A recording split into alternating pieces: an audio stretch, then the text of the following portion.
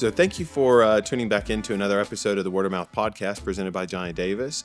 Today, marking the next entry in our second season of recording, we are joined with Laura and Gina from Vivid Interiors, an interior design firm based out of Greensboro, North Carolina. We're really excited to have this conversation because we have run into y'all at multiple different events throughout the last several years, and to take those surface level small conversations and to get more in depth as to what makes Vivid Interiors this like amazing, not just interior design firm, but also a storefront in Greensboro, North Carolina.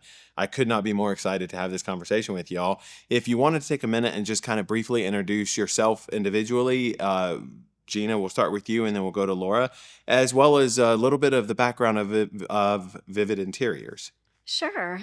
We're so happy to be here. Thanks for having us. I'm Gina Hicks. I grew up in Belmont, North Carolina, then went to college at Chapel Hill, UNC, go Heels. Studied French and communications, moved to Greensboro, and I've been there for maybe 30 years. Went back to school for interior design not too terribly long ago, and started this great business with Laura. That's awesome. Yeah. Okay, I'm Laura Mensch. I grew up in West Virginia. I went to school at Carlton Barney School of Art and Design, which is University of Charleston, Okay. which was a really fun, cool, great experience. Our head person, I guess she was the president of the design department, Jo Kerr, had come in when I was young to a school event and had just, and talked about interior design. And I was like, I could do that. That looks like fun. Okay. And so you started out sketching tree houses. That was Well, not sketching, building. So Building we were tree all houses. about like the actual, like, let's go find wood. Let's go build That a is- 3-story tree house that. wow. That has got to be like one of the most unusual, but I mean, that gave you the passion, the interest, and Right? say, It's all what else about can I building build? things Yeah. and seeing it creative and having this idea of what could be and then watching it happen. It's really cool. Okay. And so you became an interior designer before Gina. Has this been your Yeah, right. I went to school for interior design right out of Right out She of knew school? first what she college. wanted to be when she Well, yeah, growing up. I went to 2 different schools and sort of blackmailed my parents into letting me go to UC. It was a private school, so my parents were kind of pushing it off. And then I mentioned that I might move at 18 years old with my boyfriend to Nashville. And that did not go over well, but I was like, I didn't really want to do it. But I was like, I want to go to school for design. And if you won't let me go there, I don't want to do I don't want to do community college another episode. So I went and found my people. It Okay. was like perfect. So since you both came from such different paths leading to interior design, how does that shape sort of your approach to each project when you're working together? I don't. I would say it definitely gives us a well-rounded approach. Okay. Laura's is probably a little more direct, just how she went to school and Right. knew exactly what she was going to do. Mine was a little more circumvented. I went to school for French and communications and then moved to Greensboro, fell in love, got married, had kids, stayed at home. We started to outgrow our house and we were going to renovate, and we added a whole floor. I worked with an architect, and people kept telling me, you can't do what you want to do. And I was like, I know it can be done. And so worked really closely with the architect, worked with the contractor, and realized, like, I think I like this. This is what I want to do. And Laura's daughter and my daughter, her oldest and my youngest, are the same age. And they were in elementary school together, and I knew Laura was doing design. And I talked to her and said, like, hey, I'm thinking about doing this. And she was like, go do it, and then That's let's do amazing. something together. Yeah. And I was like, good. That's or amazing. CC. Go Yeah. go quick. Yeah, You've already so, got you know. the, you're an adult. You've got the experience. You've got education behind you. Just take the design classes. Let's get started. Yeah, so I guess going back to how, how we bring that into a project is, I think, Laura's is definitely a little more, Probably maybe a little more furniture conventional. based.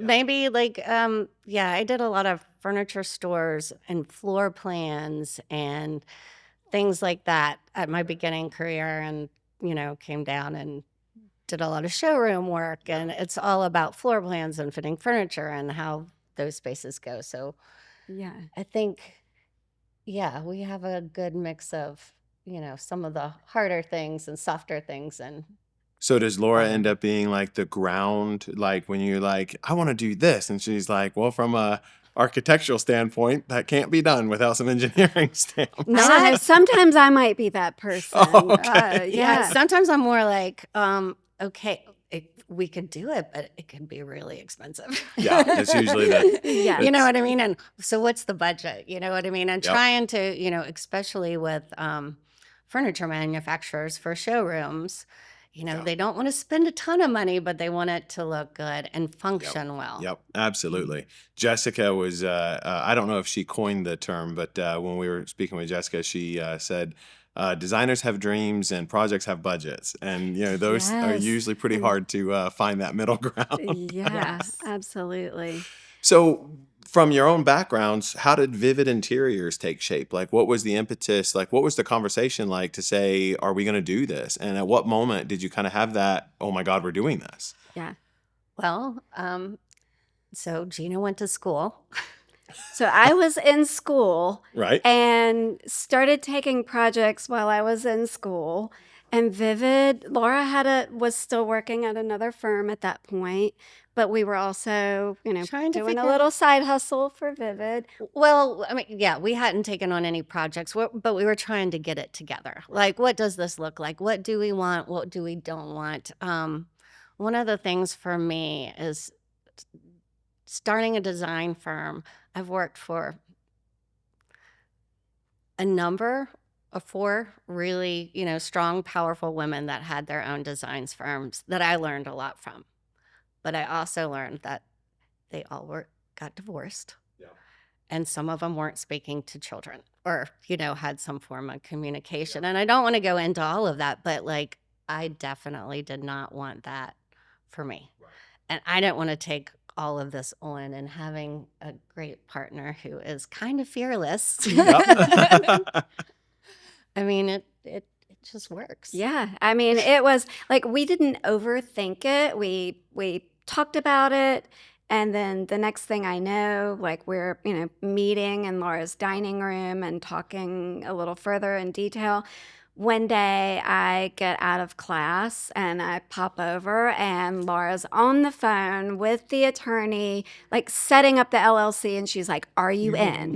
Wow. And I was like, "This is it." "Yeah, heck yeah, Are I'm you in." moment? Wow, that's And- incredible, though. Yeah, I mean, we didn't really have like a firm business plan. We didn't really overthink anything. We just trusted our guts and made it happen. But Oh, that's having the incredible. experience and working with some people, Yeah. I figured out how to take this part Yep. and get it into a form where you can hand it off and somebody can sign off. So the business part, like, Yeah. And I think Wow, that what that- you hit on a little bit ago is just as important that people don't really think about. When you're creating something, it's important to know what you're looking to create, in an interior design firm or in any kind of a partnership. But it's also important to establish what you don't want to create. Like what do we want to avoid, by Right. doing this? Yeah. Yeah, that's pretty awesome. So with y'all having 2 very different styles, the eclectic meets the organic, how do those work on a project? Like when you're sitting down and you're kind of starting that conversation, do you kind of decide I'm going to do this role and you're going to do this role, or we're going to just kind of go into it like a blank canvas every time and just kind of see what shapes? it all depends on the client. Okay. I think it's kind of, you walk in and, usually we both go to the first client meeting and we check out their space and we see who they are. And then we go back and talk to our team and kind kind Yeah. of start the process from there. I mean, And definitely, like, we like that. We like the mix. Yeah. You know, I want rooms to feel good. I like them a little bit softer than Gina. She's a little more exciting. I mean, like, but I love having that little bit of fun or adding that unexpected piece. And like, Can yeah. you talk a little bit about like a recent project that you've had where like maybe there was a very specific client need, that maybe they thought one thing, but then they were surprised in the end by something that was a little bit unexpected, or something that kind of shaped up last minute. Those aha moments. we fell in love with this most expensive wallpaper That ever. she picked out, and The- I was in love with it. Yeah, and the client loved it. And our wallpaper person was mortified. It was so expensive, and it was going to be custom made per each wall, and there were some arches. And the wallpaper person was like, I'm It's not nervous gonna work. about doing this. And so we had a painter who does a lot of artwork. We had a couple of painters. That's true.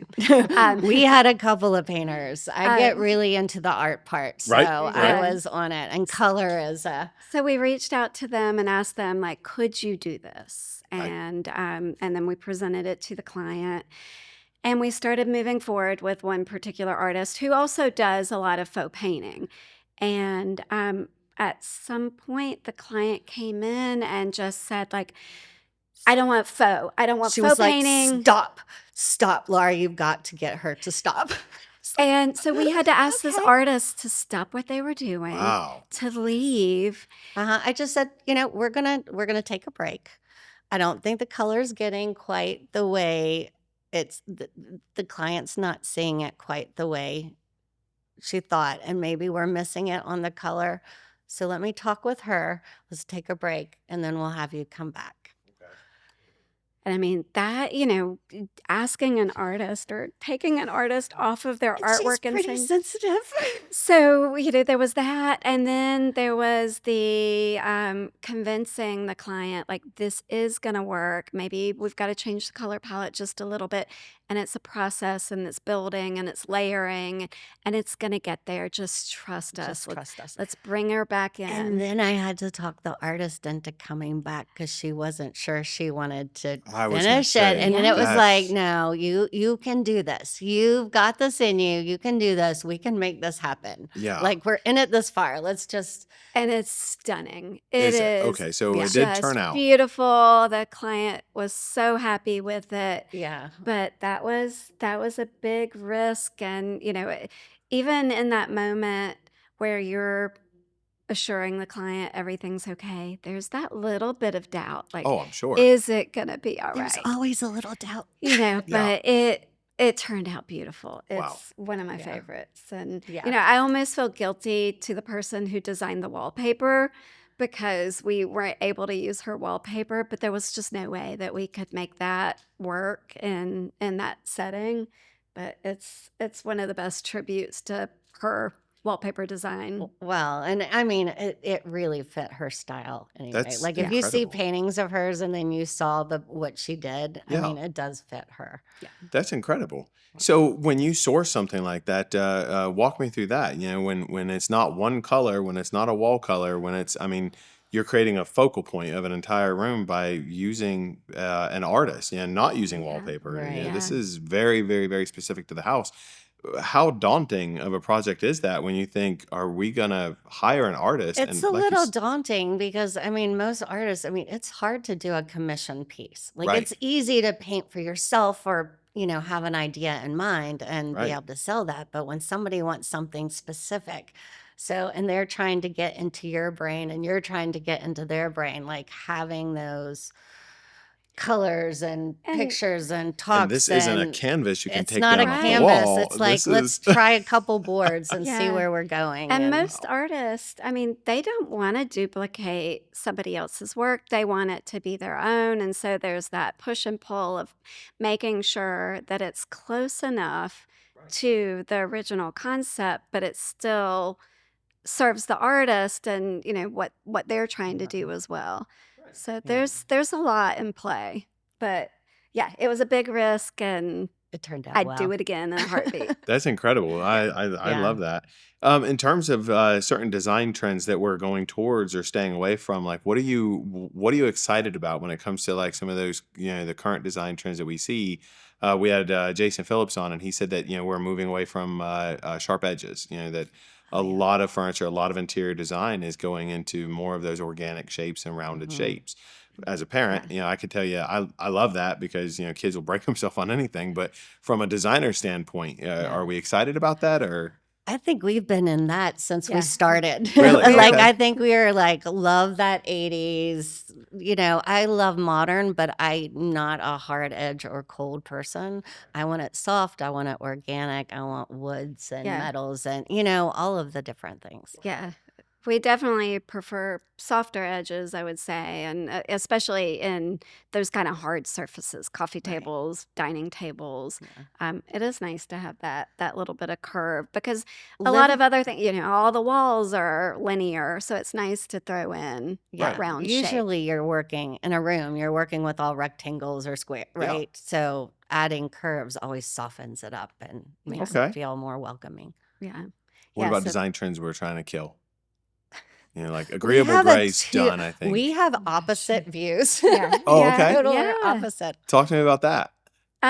For me, I think, Instagram was saturated with this, and it's beautiful, this quiet luxury moment where everything is kind of neutral and, lots of tans and ivories and it's gorgeous, but it makes me sad. Like I yearn for color. I also want people to express themselves and not everybody to do the same thing. And when my Instagram feed is like inundated with just all neutrals, I have to start finding something else. Yeah. And Yeah. and so I love like that traditional has come into play for the past couple of years. I love painted trim. I love lots of wallpaper and fabric and mixing patterns and Okay. yeah. Uh, And we're Laura? And I mean, I would let probably granny chic go. And I know it's some people's term, but it just needs to be cleaned up a little bit. Okay. Like I do love the pattern mix and all of that kind of fun stuff, but if it looks too much like your grandmother's house and some of those colors are maybe a little bit too softy, Mm-hmm. like And yeah, grandma I'm just chic. like, mm, just a little, less. Yeah. A little simplify that down. So just cleaner versions, but A still cleaner traditional. Okay. version. So and granny chic, define that like for our listeners or viewers that haven't like they don't know that in their vernacular. Is that like farmhouse chic kind of, or like It's more of the whitewashed walls and shiplap, or it's a little more. I mean, it's definitely old school pattern on pattern, but then okay. the frills and the needlepoint little. Well, I pillows love a or Okay. needlepoint pillow, but I'd much rather see it in a modern space, right? Okay. Like with yeah. those. Yeah. It just they have a lot of frills and Yeah. hmm cutesy. It's Yeah, just a little too sweet. So we're getting mhm, rid of the precious moments and the doilies and exactly. okay, Yeah, all no right. doilies No No and precious doilies. moments. yeah, I think we're both in agreement on that. Fewer Yeah. china cabinets. Right. Yes. Okay. Yes. All right. Yes, no Hummels.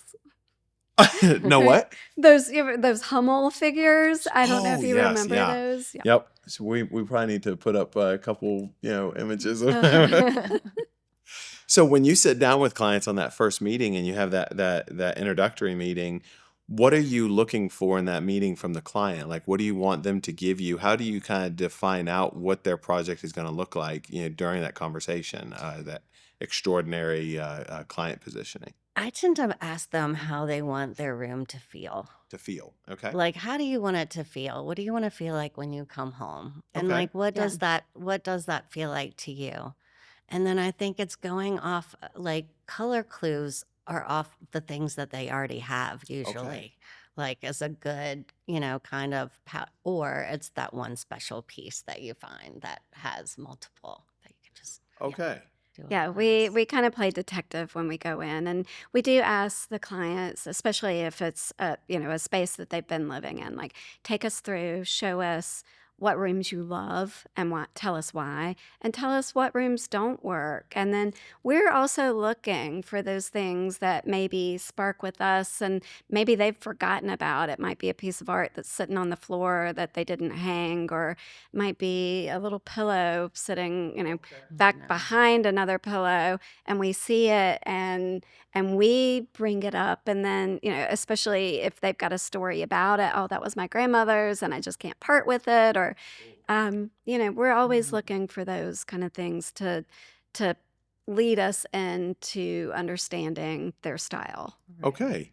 So the first meeting, it's important it takes place on their turf. Yes. I mean, ideally. Ideally. Okay. So, and then you're able to kind of, I like the idea of playing detective, like Mhm. design detectives. Yeah. Like that's Yeah. kind of cool. Right. Yeah, we Yeah, need and some capes and magnifying magnifying glasses. glass, some Yeah. deerstalker hats, Yeah. something I like mean, that. and it's just paying attention. It's paying attention to, the colors that they wear, Yeah. the pillows that they have in their Mhm. house, what's in their wardrobe. Like, Yeah. So, in terms of from an interior design perspective, when you're sitting down and you're done playing detective, do you look for inspiration just within their home, or where do you find inspiration as you're kind of letting that project evolve? Are you going with certain furniture companies, or are you kind of refining that out as you go?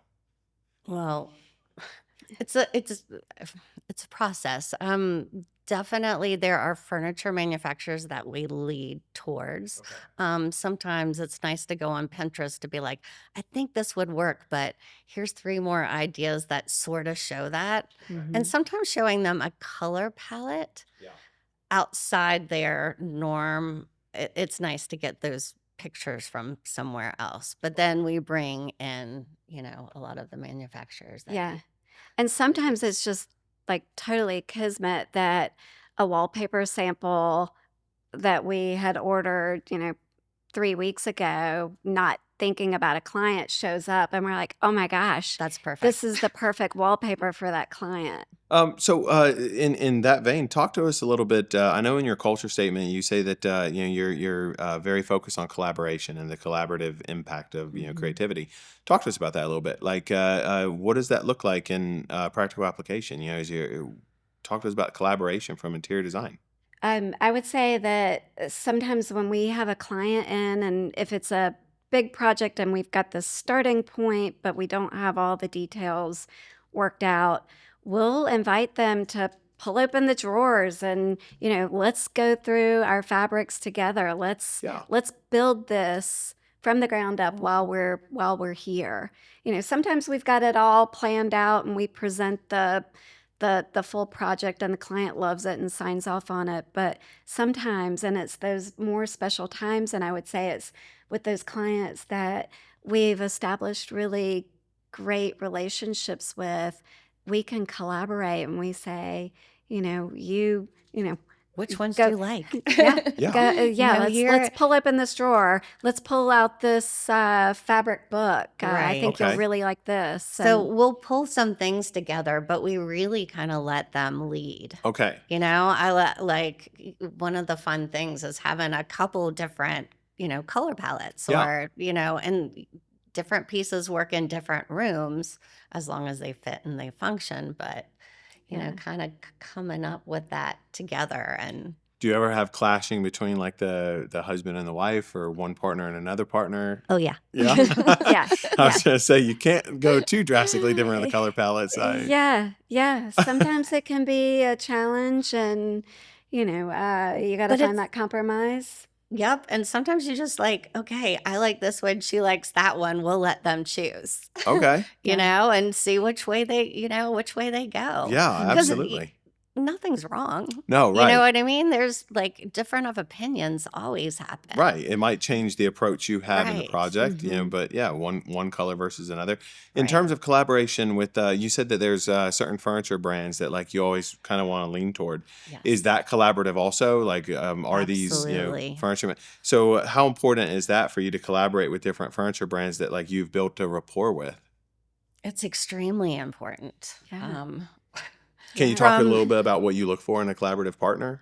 in terms of furniture? I know some are more friendly to trade, and others are more hard to approach. When it Oh, comes to absolutely. We took a client. Can I say the manufacturer's name? yeah, absolutely, yeah, We took a client. I mean, we always love to take our clients into the Varela showroom. It's just an experience. Right. yes, it is. It's beautiful. But we were able to take a client to the factory, and this client, she owns a pretty big manufacturing company herself, and has a lot of employees.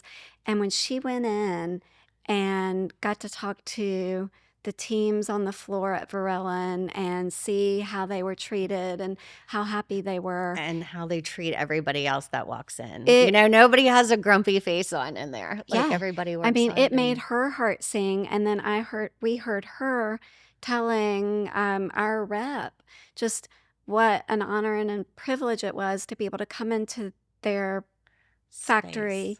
and see the employees and see, she understood what their values were by being able to do that. And Yeah, and we definitely lean on our HPXD The people. I HPXD yeah, mean, partners. being able to come in and bring our clients into spaces and calling ahead and can we make an appointment and this is what we're dealing with and um, yeah, Yeah. it's yeah, I feel we're really lucky. yeah, we are so While we're lucky. on that subject, yeah, talk to us a little bit about HPXC. We've had Jane on our podcast before, and we're an industry partner of HPXC, so we see how fundamentally important that organization is in High Point and everything we do from a design standpoint, from behind the camera to interior designers, sourcing things.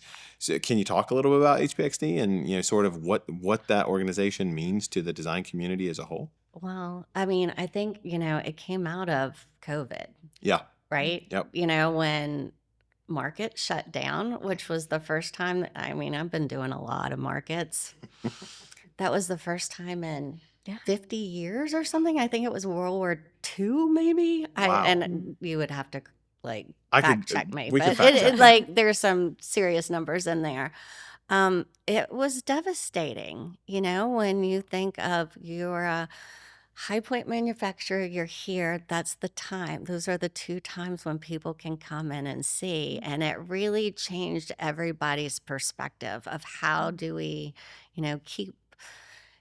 keep this going longer than just during, just once a year or twice a year, or how do we make these things accessible to people now with this going on? And Yeah. it's really been brilliant. And, we can't say enough about local. So, most of these Local's a companies, big part of who we are and what we do. And Local, yeah, especially the representation of the brand that is local, Mhm. where you're able to go to Varela and you're able to go Right. to these different brands. It pulls back a little bit of the shroud of mystery around what an interior designer does, but it also, I think, allows interior designers to show to their clients or their prospective clients, this is what you're paying for. The fact that we can get into these doors, we can Mhm. have these conversations. You have these customizable, brands that most people are not familiar with unless they go into, mass retailer. Right. right, Yeah. right. And I mean, it feels like this VIP access. yes. And we bring clients to Furniture Market, and it's a lot to navigate. But when we can come and off market and take clients, And let them it's touch it's and more laid feel back. everything. They're getting a lot more attention. They're getting possibly meeting the owners of the Right. companies. It's this That does happen. you kind of feel like a rock star when you come in and you're Right. like, oh, this is the owner.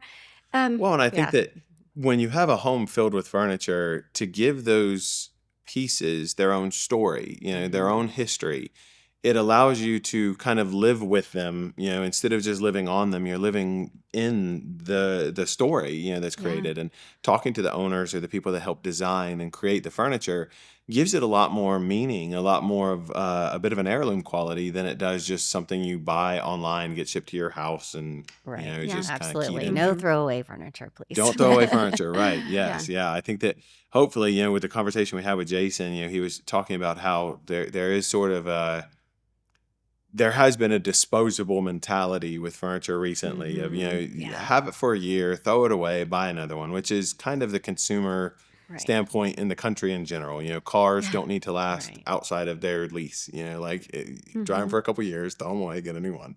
And so it is kind of nice to hear a lot more of the furniture manufacturers kind of coming back to sort of that heirloom statement. Like, Yes. talk to us a little bit about how furniture brands and sort of from an interior designer's approach, why the heirloom quality that manufacturers are starting to bring back to their lines are important for not just y'all as designers, but for your clients as the owners of these pieces. Being able to feel the quality, you know what I mean? And have it to be able to invest in a piece and have it in your house that you love and have it forever. And then pass it on to your children.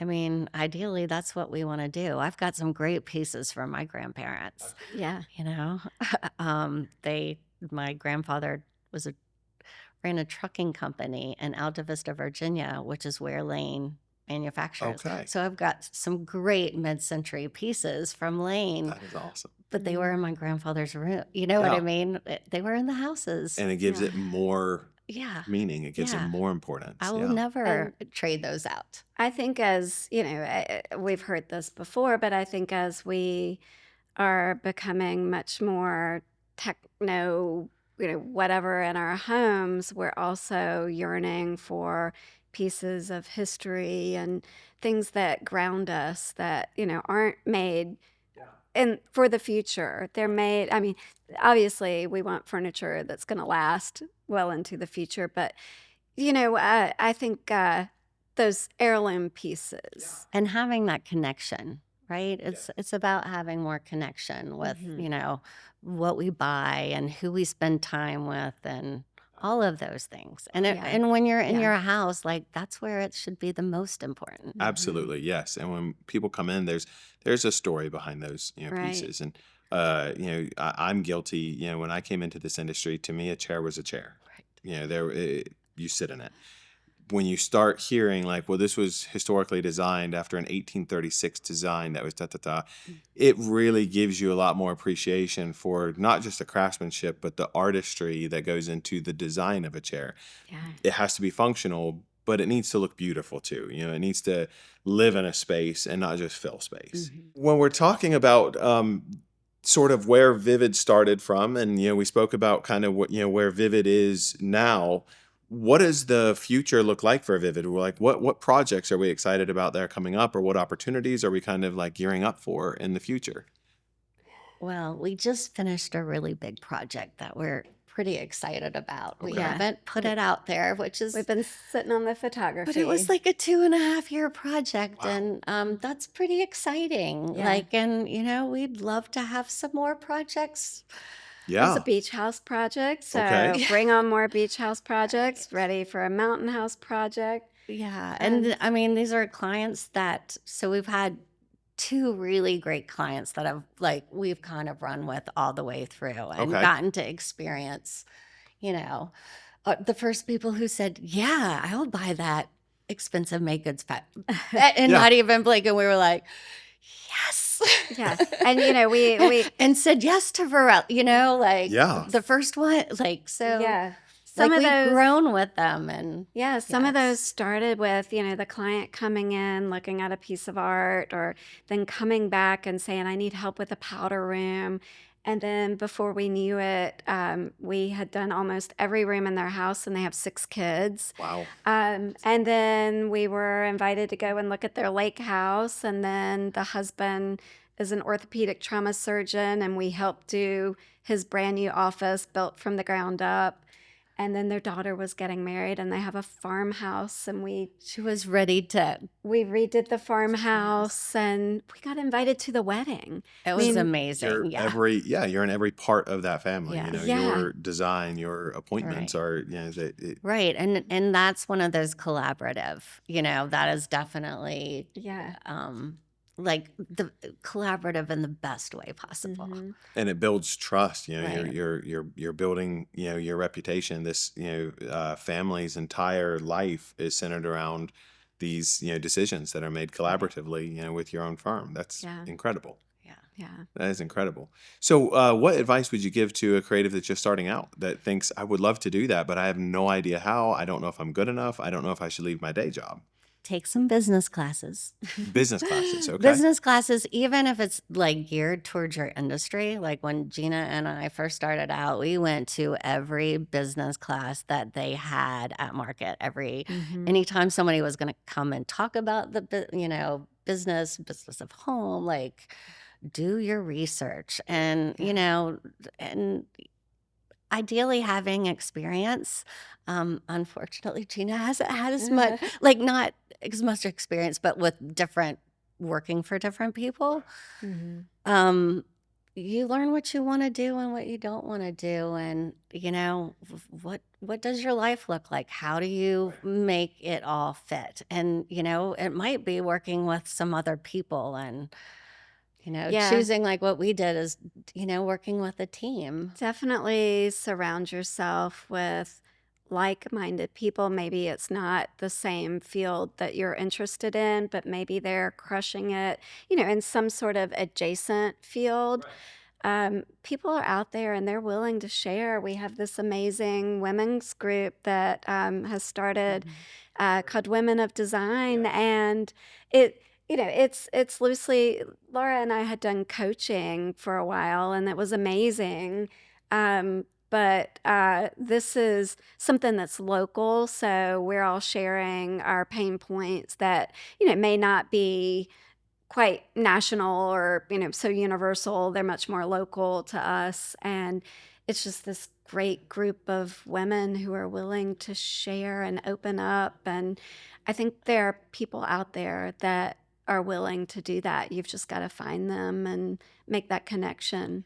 That is cool. As a creative, I think finding the we're so good at this, Yeah.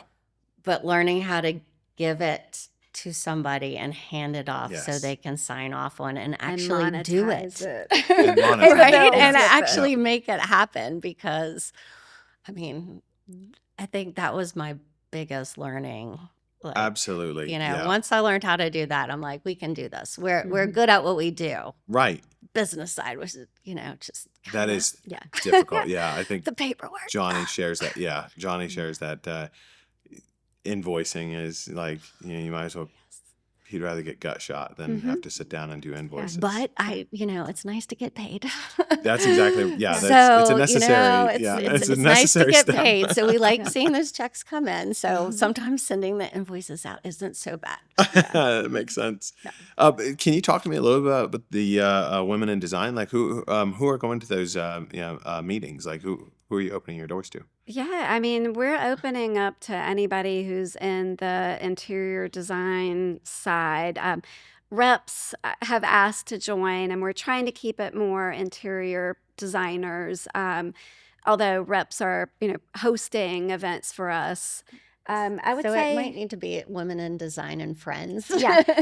And we were even Something. talking about, I think it was Jane who said this, women maybe allowing some men in because we don't want to be exclusive. Right. Women in design and a few good men. And a I think few good men. Jane is the That's a one that great coined name. that. Yeah.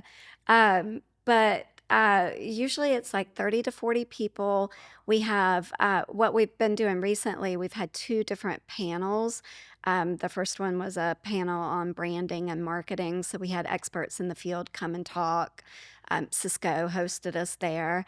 And then most recently, we did kind of the blueprints for a successful business. And we had Marta Mitchell, who has a very big team, and Christy Barber. Oh, I'm nice. sorry, Christy Spangle came Okay. and spoke and, just shared with us what has been successful in Oh, their that's- business. Right. So you're empowering other women, and women Yeah. interior designers can get together and kind of Yeah. have this big network of Mhm. like-minded And individuals. other people that are starting out, because it is Yeah. hard, when you're starting out and you're not sure how to do it and how Which to. also speaks back to the collaboration. Mhm. Like we see historically in our industry, and I'm sure in yours as well, we had a very gatekeeper mentality, and Yeah. more and more we're getting away from that.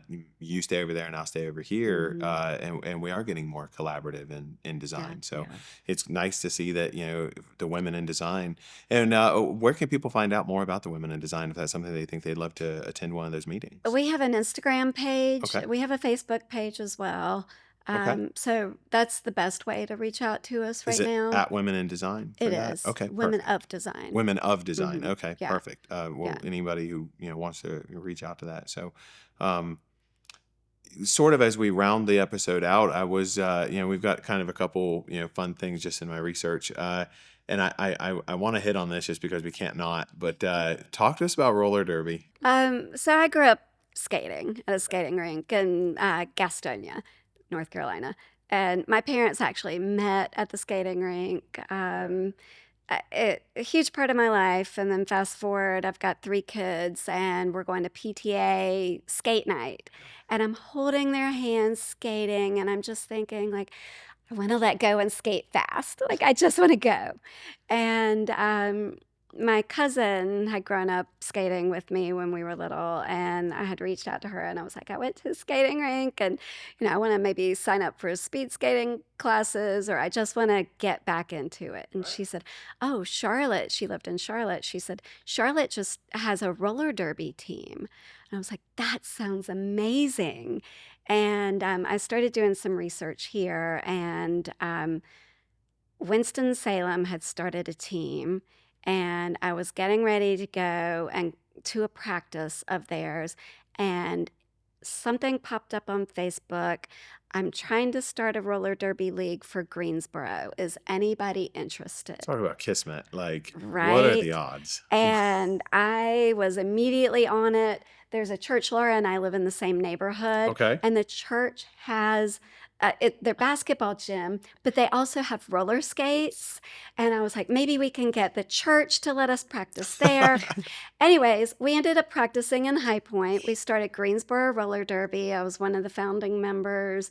And we had several teams. We had our home teams, which were the Battleground Betties, the Elm Street Nightmares, and the Dolly Madisons, which are the Mad Dollies, named after Dolly Madison. And then we had the Gate City All-Stars. So we had our travel team as well. And I was a captain of the Battleground Betties, and then I was a captain of Gate City as well. And we would travel, and my derby name was General So. SEW. I did have chickens, so it was a play on both, but I do love to sew. And my tagline was, she's a little bit spicy, she's a little bit, see if I can remember it. She's a little bit spicy, she's a little bit crafty, she's General So. That's amazing. And I started out as a jammer, which is the person that skates really fast and tries to lap the teams and score the points. Okay. But eventually I ended up being a blocker as well. And that was uncovering something in myself that I had no idea that I could do, but so much fun. That is incredible. That is, you are the first roller derby person I've ever met in my entire life. Yeah. And did we have to take out extra insurance? Was there? She doesn't do that anymore. I don't Oh, do you it don't do it anymore, anymore. but there did come a point where, we were either setting up showrooms at Furniture Market or going to shop Furniture Market, and I'm thinking in the back of my head, I can't break anything. I could do this in roller skates. Well, I did do some roller skating at one of the showrooms, but thinking I can't. The biggest injury, most common injury, is the tib fib break, breaking your ankle. Yep. Fortunately, I didn't have those injuries. I did tear my PCL and busted a nose and broke fingers, but managed to skate by without getting too injured there. That is so. It's a tough sport. Now we just do kickball. Now we do kickball. I was wondering. So I was It's a little wondering, easier.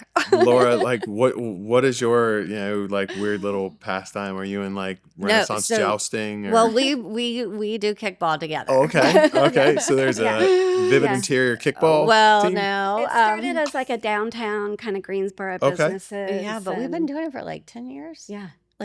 Yeah. Yeah. And we play twice a year. It's seasonal, so we play spring Okay. and fall. Which is always during market. Yeah, of course. I mean, Yeah.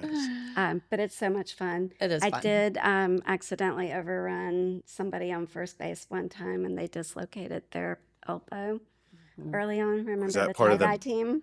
Yeah. There's been some injuries. The Yeah. blocker came back out on you. It can Yeah, sometimes be dangerous. They give you 2 bases on first base, Yep. one for the first baseman to stand on and one for the runner, and he was standing on both, and yeah. The roller derby came back out. Just It did. took him out. It Broke his did. clavicle. But yeah, we've had more injuries. Like we've had a lot of injuries on our kickball team as well. But I mean, Sprained ankles. my husband's also on it, and he's our little athletic trainer. Yeah, yeah. I was wondering. Or not little. Yeah, I sh- Dr. Blake. okay, don't listen to this, Blake. That's amazing. Yeah. So where can people find you if they want to know more about Vivid Interiors? If they want to follow y'all and 513 South Elm Street. 513 South Elm Street. So yeah, talk to us a little bit about your storefront. People can just walk in and what do they see? Well, a little bit of us. Okay. Okay. We're kind of front and center when they walk in. Okay. Right. Um, So it's a little bit of touch of retail. At one point I was working downtown in one of the buildings and was like, oh, if we had it down there, I mean, this is always planting the seeds. Right. So now that we do, it's a little bit of retail where people can come in and kind of check us out. So it's not so scary. It's not Yeah. just a cold, Yeah. cold call for someone to Mhm. come judge you at your home. Like, we don't want them to feel that like that. That's awesome. And how big of a team do you have there? It's We're a just team of 4. Team of 4. Okay. Wow. Just the 4 of us. That's incredible. Yeah. So it's yourself, and then you have 2 designers that work with you. We Is do. that is that correct? Okay. Yep. And I noticed on your website you had intern spotlights. Talk to us about adding your interior design interns. Mm-hmm. Okay, so it's good to do. Yeah, It's it is good good to to have do. It's interns. helping community. It's collaboration with universities. It's So we- helping the design profession. Yeah. Giving Yeah. these guys some Um, fun stuff to do, and we Mhm. do it during markets. So a lot of times we'll pay for the internship during markets. And we try to take interns who need the credit hours. We will take interns who are just looking for experience as well. But, there are so many schools and universities around here. So we get a lot from UNCG. We get from HPU. RCC is fantastic. More in the summers, we might get like students from ECU or App State, Mhm. or we've had some from South Carolina, Anderson College in South Carolina. We've had some from, oh gosh. I don't even remember them all. Yeah, I mean, That's incredible. we've had a lot of interns, and it's this great experience. And then a lot of times after they finish their school, they'll reach out and ask for a reference. Yeah.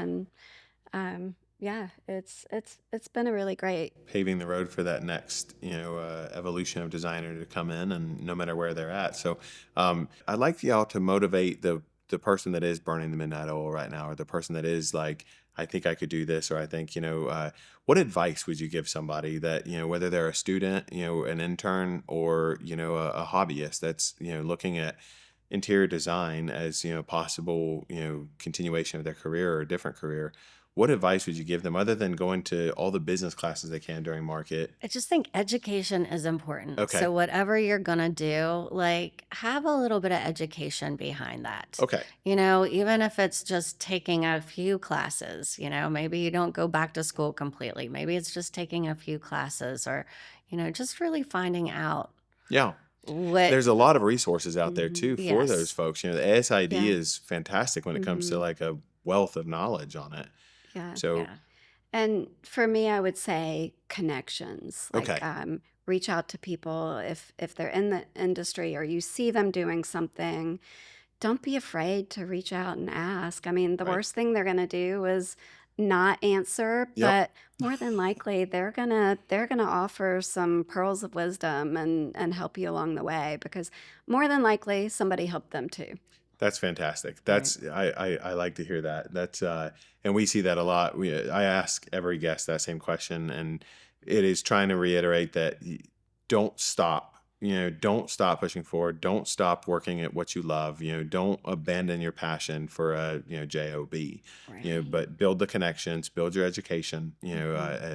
Take the business courses because, like you said, creatives are really bad about running businesses. Well, no, we're so good at being creative, Right. but who wants to build? Like, who wants to do Right. those things? But Come to that's how High you Point make money. Market and look at Yes. all those classes that are out there. Yeah, I mean, they're sometimes we have to choose. Like there might be 4 different ones at the same time slot that we want to go to, and sometimes we divide and conquer Yep. and send our team out. But there's so many resources right here. Right. And it's to constantly, help it's us. it's not saying I know everything. I know everything I need for now, and then trying to refill that cup constantly, because I think that is, especially as a creative, you're never done learning. I No. think I mentioned it on another episode, but I read somewhere, I need to be able to cite this, but a creative is one of the only careers where you're never as good as the day you stop working. Like it's not a diminishable skill unless you Right. allow it to diminish yourself. As long as Mhm. you are learning and growing and evolving, we are never as good as the day that we stop doing it. Whereas a lot of other careers, the time in at a certain point, you just can't continue to do it. Mhm. So I do like that, and I like the idea of motivating those future generations and the future career paths. Someone can be. I mean, I came into this career very late, comparatively, and following that passion, I think, is so important to motivate others to continue to follow their passion and see where it leads. Yeah. Well, can we go through the where people can find you, both on your website, on social media, if they want to reach out to you and follow Yeah. up after this conversation, whether it's a client or a